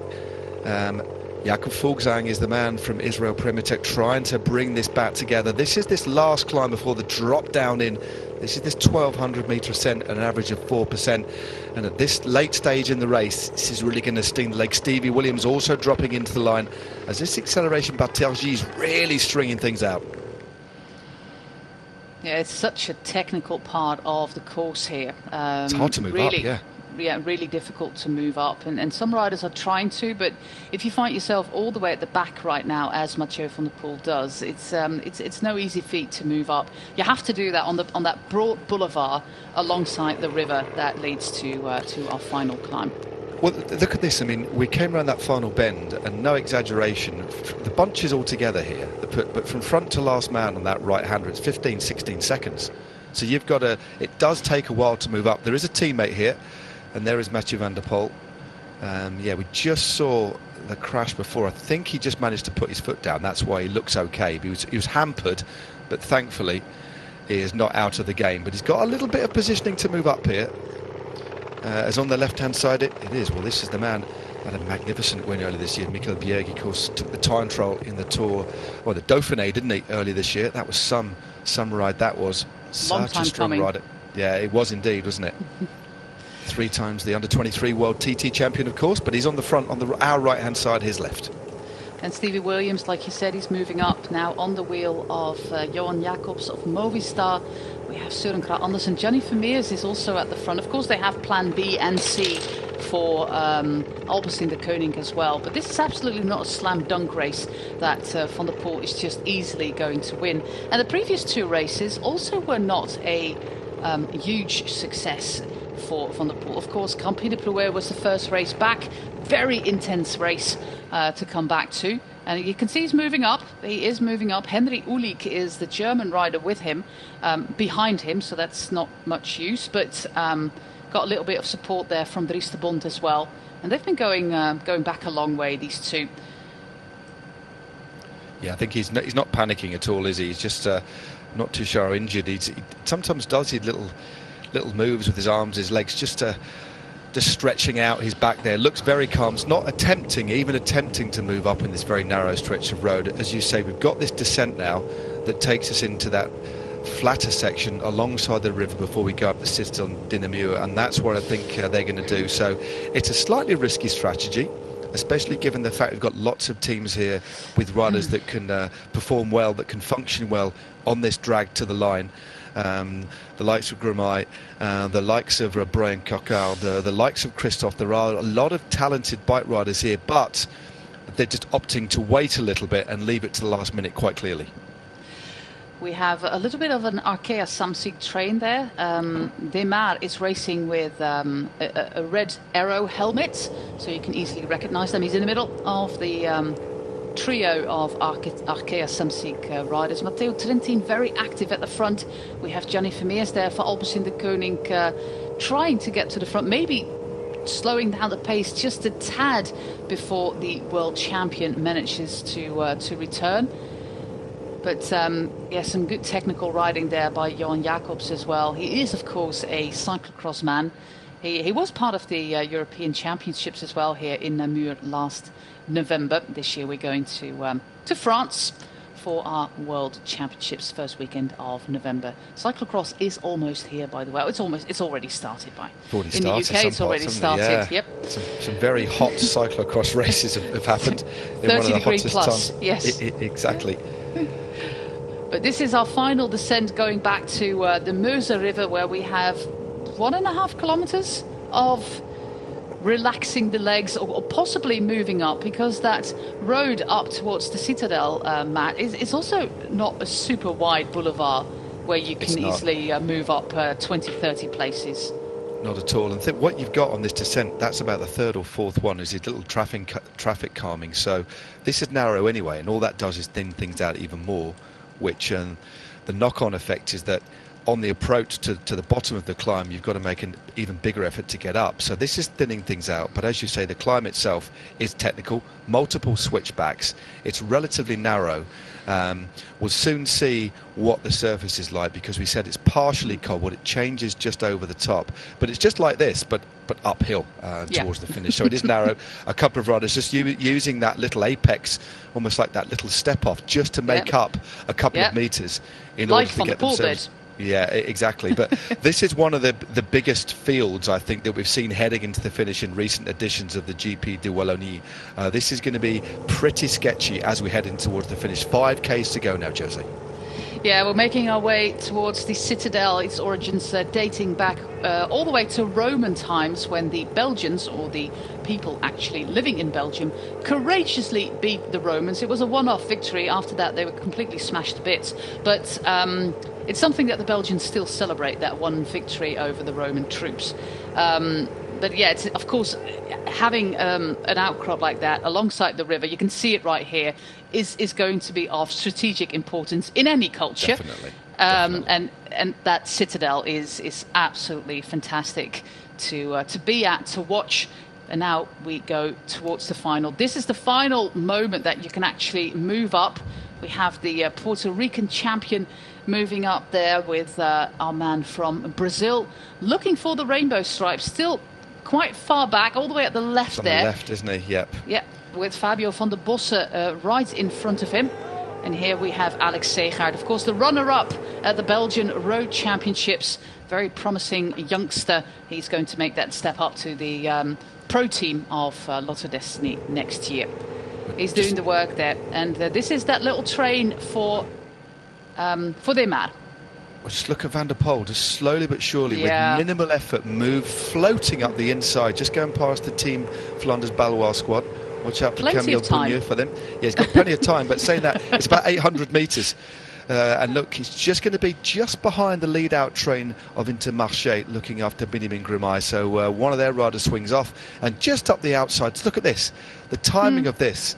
Yeah, is consummate phenomenal so far, and also they're not doing too much. They're just surfing the wheels on the outside, and it looks like they're going to drop off Van der Poel in an ideal place, just on time. Look at this late little surge through to the front. And minimal effort, And that is Fabio van der Bosse. He's got the skills. He's a fantastic track rider. He knows how to manoeuvre through a peloton. And the only thing that Van der Poel has to do is just follow the wheel of Van der Bosse. We also have some riders there for Jaco Alula with Campbell Stewart is there. We have Michael Matthews and Callan O'Brien. So that is the trio there for Jaco Alula moving towards the front. A little bit of shoulder barging going on there as we try to evade yet another traffic island. Biniam Girmay is also moving to the front, but a little bit further back as the final push here by Alex Segaert on towards the Citadel. We have Søren Werenskjold there in third position as well for UNOX. Final sprint up the cobbles. Stevie Williams well positioned there as well for Israel Premier Tech. And now it is crunch time on the Muur de Namur. Søren Werenskjold is looking fantastically cool there on the wheel of his teammate. Where's Christoph, isn't it, on the front? So yep, Christoph round. Oh. Jasper de Buist is the man there for Lotto Destiny. Of course, he is normally a lead-out man for Caleb Ewan, but we all know that relationship is going a little bit sour. Jasper de Buist, he can win bike races on his own as well, but look at this effort for Alexander Christoph, for his young countryman, Søren Werenskjold, who's just like basically effortlessly moving up. Another race that finishes on a Citadel in Diest was won by Werenskjold earlier this year. So he knows his Citadels. He certainly does. Well, this is the man that knows. Oh, there's been a crash. A couple of riders are down. One of the Hagens Berman riders and also a Flanders Balois, but meanwhile it is still Alexander Christoph on this cobbled section at the front. Matteo Trentin on his wheel. Dylan Tjörns in the centre there. Stephen Williams on the left side. Jakob Fuglsang now moving up the outside. Just at the back of this group on the left hand side, you can see the world champion Mathieu van der Poel just biding his time. He knows how to pace this one. 1,800 metres to go and the road continues to rise. So Fuglsang here doing a great job so far. Yeah, we also have Mats Mikkels there, the Estonian rider for Intermarché Wanty. They're in second place. Biniam Girmay a little bit further back now on the wheel of Mathieu van der Poel. They were on that podium together last year. As we go underneath the bridge, we have Fuglsang and Mats Mikkels at the front. I think we also have Nons Peters there for AG2R. Could be Frank Bonamour, hard to see. No, it's Nons Peters. And this is where it really ramps up. Luckily, the cobbles here on the Citadel are not too wet. And like you explained before, Matt, it kind of just flats out here. So this group is still rather big. My favourite at this point is going to be Søren Werenskjold. Although he's now dropping back. He is leaving it a little bit. Mathieu van der Poel has just dropped onto the wheel of Jasper de Buist by the looks of things. So van der Poel looking pretty good. And also in the centre there, it looks like there's Gibbons. And is Alvaro Hodge in the centre there? There's definitely one of Matteo Trentin is there, I think it is. But what a turn this is by Jakob Fuglsang, who's romping up this climb here. It continues to rise here. Dylan Tjörns also moving up on the outside there in the purple and white of Israel Premier Tech, as van der Poel now makes a move on the left-hand side. Yeah, as does Biniam Girmay on the left-hand side. We have Serrano there, the podium of last year. And now it's up to Stevie Williams to move to the front. Stevie Williams is going to put in a little bit of an attack. Jasper de Buist on his wheel. We have Mathieu van der Poel there as well. It looks like it is... I don't know who the rider of UAE is. I'm sorry about that. It's Trentin on his wheel. It's still Trentin moving up. Gonzalo Serrano a little bit back. We have Coca there, Werenskjold in 10th position, Turgis. But this is looking absolutely perfect situation now for a repeat performance of Mathieu van der Poel. Trentin is looking pretty strong as well. They're on the wheel of Mathieu van der Poel. Stevie Williams, it's not going to happen for him. And now it's Jasper de Buist. He finds himself in the lead. Of course, that's not a position that he wants to do. And it's a two-pronged attack there from Israel Premier Tech. When Stevie Williams just left the gap there, making sure that everybody thought that he was cooked. It was his teammate, Dylan Tjörns, who went for a really long attack. It's Gonzalo Serrano trying to bridge across now. But this is very powerful by Dylan Tjörns. And this is going to be impossible for the riders in the peloton to actually make it all the way to the top. What a fantastic team performance by Israel Premier Tech with Nick Schultz, with Fuglsang, with Stevie Williams, and now with Dylan Tjörns, because he is on his way to actually winning this Grand Prix de Wallonie.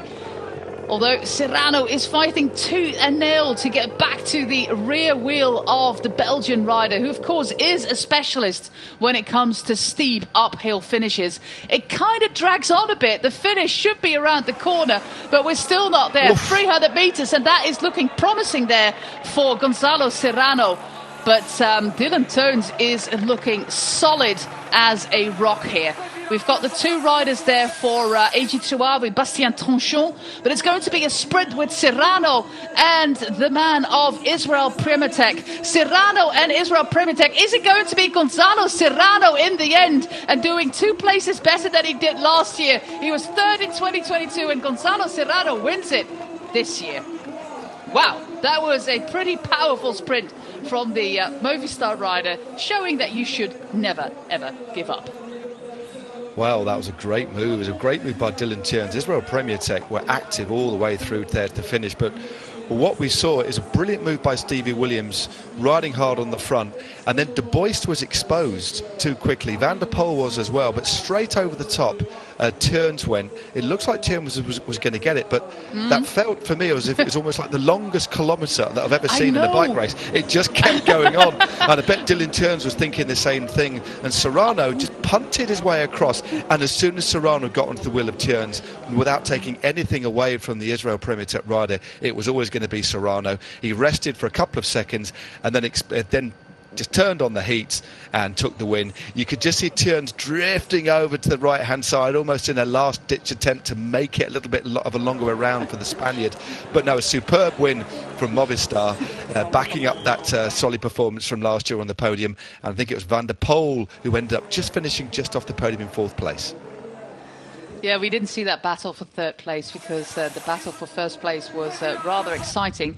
But we saw the two AG2R riders kind of overcooking the turn like it happened last year in the women's race.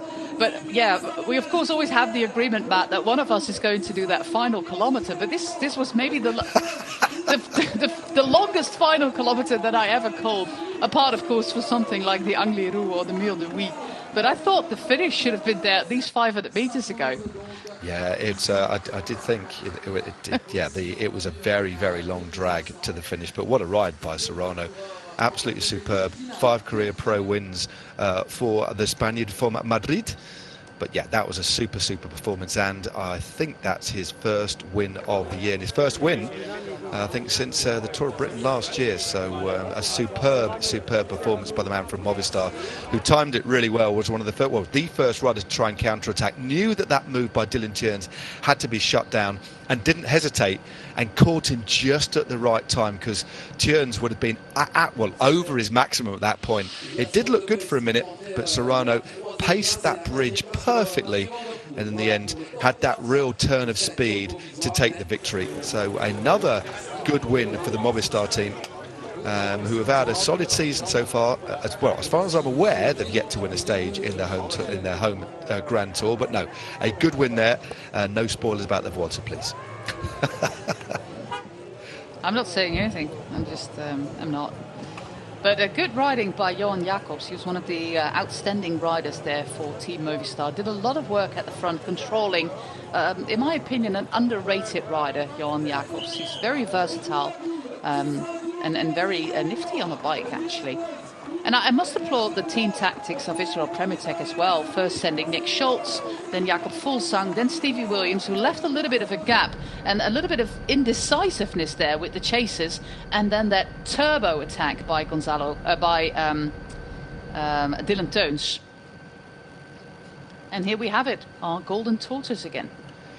Yeah, it's a big one, isn't it? I mean, I know some of them are pretty big, but that's one of the biggest I've seen in recent years. Can I say how many golden tortoises you have seen in your life? Because this is the only one I know. It's certainly single figures, single digits. Probably one, it could be one of these scarabees that you have from. But it's been there since March 2015. And it catches everybody's eye, is what the local council says, and it sure does. I think it certainly does. It's certainly a talking point for us. It's called Searching for Utopia. And And what the idea around it, it doesn't say. But they have a stunning picture on the website with some really starry skies and some good lightning there for the turtle. Yeah, certainly catching the light on this beautiful late summer afternoon.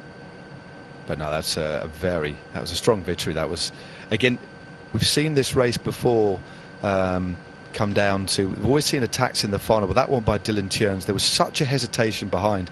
And the key for me was when Stevie Williams swung off and De Boist was just exposed too early.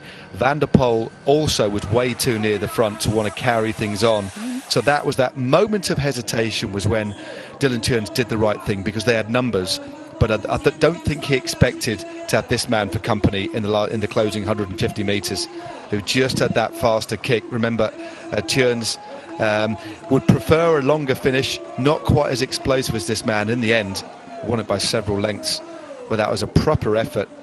And again, he did come into the race, I think, as one of the favourites. Had a solid Tour of Britain, but finished on the podium in this race last year when he was third. So clearly knows, Jose, importantly, each race has its own identity and peculiarities, but there's certain climbs that some riders just get right. They just understand how to ride it, understand the rhythm of the race. And because there's so many riders on the limit here, if teams are exposed a little bit too early, that provides an opportunity for riders to go long. But if he'd have waited 2 seconds longer, I don't think he'd have got across the gap there, because Teuns is dangerous in those sorts of situations. But yeah, Serrano, strong race, but more importantly, you could argue, intelligent. Yeah, and some nice drone footage there of the final that was lovely. 300 metres. Here we have our top 10. Serrano wins ahead of Teuns. De Boist is then the winner of the peloton sprint ahead of Van der Poel. Fabio Christen, good result there from the young Swiss rider.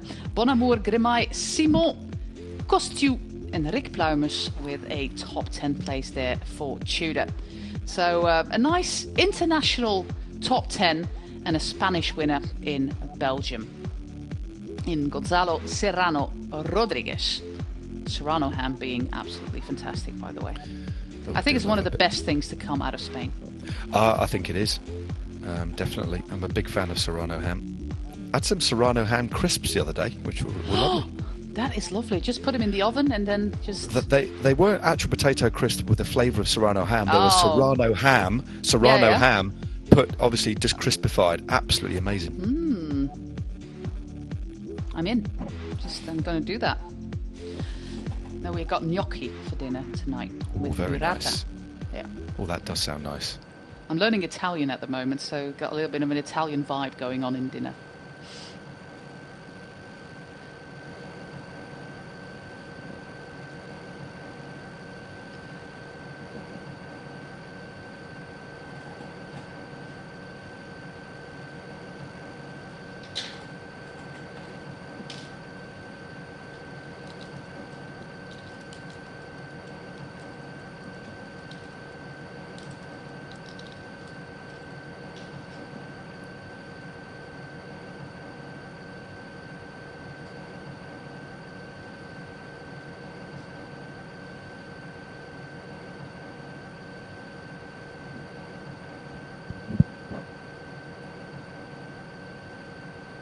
We have the UCI Cyclocross World Cup back in Namur on the 17th of December, which is, of course, a busy month when it comes to Cyclocross World Cups, with Flamanville, with Val di Sole, which is one on ice, which never really happens, and Antwerp as well that month. Gavre and Huls, no less than 5 World Cups in December. And Namur is one of the classics on the calendar. Mathieu van der Poel won it no less than 5 times. It can be bitterly cold, Matt. It's about a 3-hour drive from this part in Belgium to my house. And 3 hours later, I still had not defrosted after the European Championships. It also taught me to never leave any valuables in the car, by the way. Because what if my keys or whatever were in the car and... it was towed and I could only pick it up on Monday morning. Yep. Well, you live and learn every day. I think every day in your Yeah. life is a school day, and every significant experience is an even bigger school day. It's like It the was university of life. it was a pretty expensive lesson because I had to pay on the spot to get my car back, and then 2.5 months later, I also got the original parking fine. Oh, lovely. So just an extra little slap in the face a bit later Oh, further down yes. the line. But I'll be back in Namur with pleasure next year because it's one of my favourite races. I enjoyed that. It was a good aggressive finale, wasn't it? Very. Look at this. Well, I'm just more, and actually not more interested, but I'm intrigued at the size of that boat. It is going to pass safely underneath that bridge, but that looks like a cargo. Definitely. Well, it's just. Yeah. I was a bit worried about that, but it's a This very is- low. yeah. It's a very low one, isn't it? This is the boat is called Louis Vliegen, apparently. No, this is the Sambre River, that small river, and then it flows into the Meuse, which starts in the Burgundy region in France, and then flows through Belgium, through the Netherlands, and then all the way to the Bergse Maas near Rotterdam. Yeah, it looks like clearly a big arterial river, doesn't it? It's rather splendid. All the different sorts of bridges as well. And there's one just below where this camera is at the moment that looks a little bit older, but yeah, completely different structures. What a lovely late summer's day. Absolutely gorgeous. Most definitely, yes. I'm going back on the bike tomorrow, if it doesn't rain, because if you're not a pro, you should never be riding in the rain, I think. I don't really do riding in the rain anymore. Nah. I had to when I was a pro, but now it's just no. I'm hopefully going out on a nice bike ride tomorrow with a friend, so I believe the weather's going to be better. Quite looking forward to that. Yeah, you don't have to get as many refills on your bottles when it's not 30 degrees. Exactly. But here in the Netherlands, we have got these poles from the water company, and they got an app. And you can look on your app where the groundwater, drinking water poles are, and you can refill your bottles alongside the road. Oh wow, that's pretty Yeah. cool. Because the water in the Netherlands is one of the best in the world, apparently, and you can just drink it straight from the tap there. I think that's a bridge where you cannot navigate, but I might be wrong. Looks very, very. Yeah, it looks like it might be a pedestrian bridge, doesn't it? More than It's anything, got a- that one. A little bit of a lock action going on as well. Yeah. If you want some peace and quiet, just live on an island. You can see the funiculaire there, the ski lift, bringing you all the way up to the top of the mountain, as they are testing the sound system with some good hardcore It sounds like it's music. it sounds like it's classic Euro house from the mid-90s, which is still going strong, it appears. It's nothing wrong with that. Nothing wrong with that. It's the kind of tunes that you hear at a cyclocross race in the beer tent. Most definitely, and that is one of those tunes where you just jump up and down, and the beer Yes. spills left, right, and centre. That's a lovely Glorious shot, isn't it? images here. That's really beautiful, isn't it?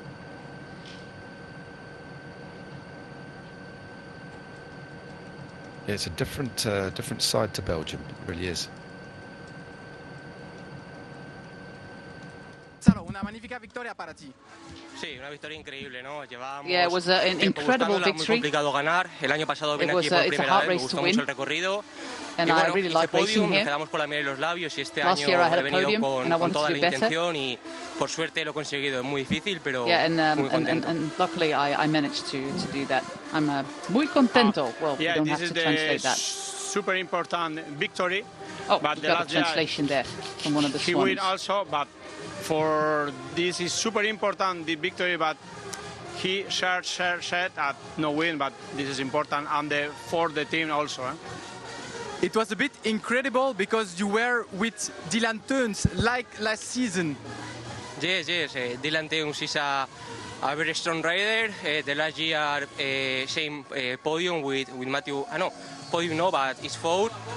And it's very, very good this final for he and for me, and I can win. So the Grand Prix de Wallonie is gonna be your favorite race right now. Yes, I don't know. Wallonie it's a very nice race. I think it's very good for me, and I think the next year stay here. Gracias. Well, Gonzalo Serrano really trying hard in English. Good job there by him. It is an important win for the team. Every win's important. It's a win. They've not won a lot of World Tour races this year, but they have had probably more wins than they've had in many seasons, actually. 16 wins. That was win number 16 after Gregor Mühlberger took a stage of the Deutschland Tour. And I think it's fair to say this time last year they might have only had 4 or 5 or 6 wins maximum, if that. They didn't have a lot of wins in 2022. No, the women did a lot better. Exactly, and there was one point late in the year they were almost thinking the inconceivable that they could actually drop down, but they had a bit of a true. And then Enric Mas was second in the Vuelta, and everything was okay. Exactly, but to know they've had a completely different looking season this year, far more successful, and have won. Look at the different riders that have won bike races for them from this year. It's a right across the board. Gaviria, Guerrero, Jorgensen, Rubio, Mühlberger, Lascano, and now Serrano as well. So they've won across the board. Yeah, Gaviria, who has had to end his season already with another collarbone fracture, sadly, for the Colombian sprinter.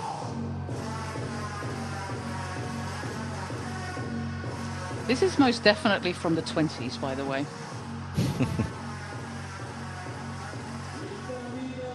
It's definitely not on my playlist, this one. Nah, it works really well on Swift. Yeah, I can see that. I'm only Swifting when the cyclocross season starts again. I always do my Swift sessions alongside the men's cyclocross racing. Here we have our number 3 of the race, Jasper de Buist, who gets a lot more chances nowadays. Now Caleb Ewan is not lined up. Hasn't been racing, I think, since dropping out of the Tour de France. And there's still a lot of talking about Caleb Ewan. He's got another year on his contract, and with Jasper de Buist, there was so much success with de Buist as the final lead out. Oh, he did line up for the race last weekend, Caleb Ewan. The Grand Prix de Fourmies, a race that was won by, I think, Tim Merlier. Yes, Tim Merlier. Sprinters race. Wow, this is amazing podium music. I love it. I'm trying to figure out what it is. It might actually be a Dutch DJ, but it's just incredible. Here we have the man who launched that scathing attack in the final, what was it, 700 meters? Yeah, it was a good move by Teuns, but it was, I think, from his point of view and from yours, the longest kilometre he may have ever ridden, because the turns just kept coming, didn't they? Literally. Turns in the turns, but he got caught in the final finishing straight, didn't he, by Serrano? But still a good result. He would have loved the win on a course that suits him, of course, but it's not to be today. No, he was 4th last year. He's 2nd this year. Yeah, next year, one step up for him, winning here on the Citadel.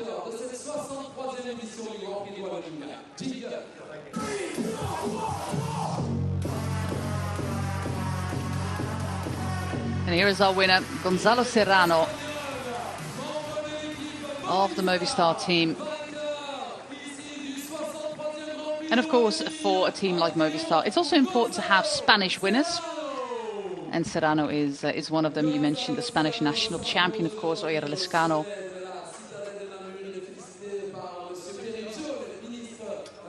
It's actually only him, and so it's only Serrano and Lescano, as you say, that they've won. As you say, they are a Spanish team. Cool. Do your thing.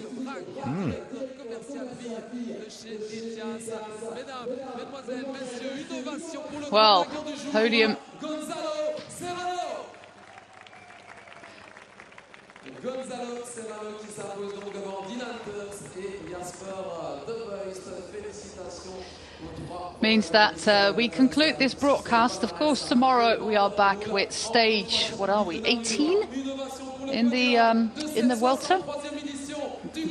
Number 18. We've got a pretty tricky stage coming up in the Vuelta tomorrow with La Cruz de Leranes twice in the final. So it's going to be another spicy day there in the Vuelta. And of course, Carlton and Sean will be with you tomorrow. On Friday, we have the Kampioenschap van Vlaanderen, a sprinters race. We also have the Tour de Romandie Féminin coming up on Friday, not the last, but a women's World Tour stage race in Switzerland.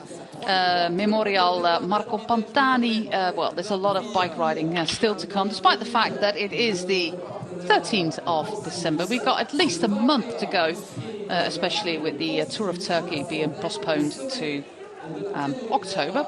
And we also have Guangxi back on the calendar. Everybody's completely thrilled if they get a late October trip to China. But it's good it's back on the calendar to have an international calendar. Yeah, it's still plenty of racing, as you say, on GCN Plus. We've got a World Championship still coming up with the Gravel World Championships in Veneto. In the northeast of Italy with the women and the men's race. So we're looking for the successors to Pauline Ferrand-Prévot and Gianni Vermeers. We have, of course, Lombardia, still a fifth monument coming up this year. The Moglie Fort, yeah.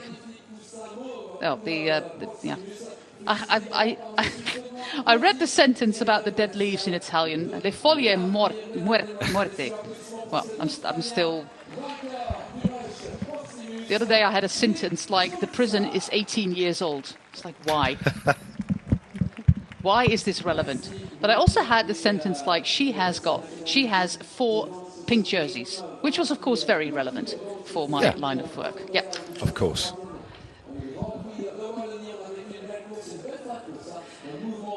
Anyway, it's always nice to learn new languages and try your best. The final replay of the drone footage of the final 200 meters of our race today. The early attack was Dylan Teuns, but Gonzalo Serrano matched the speed of the Belgian and went from a third place in 2022 to a win in 2023 here in the Grand Prix de Wallonie. A win for Spain in the men's race and a win for Poland with Marta Lach in the women's race earlier today. On behalf of Matt Stevens, thanks for watching. My name is Jose Bain, and well, see you soon here on GCN, Discovery Plus and Eurosport. Thanks for watching. Bye-bye.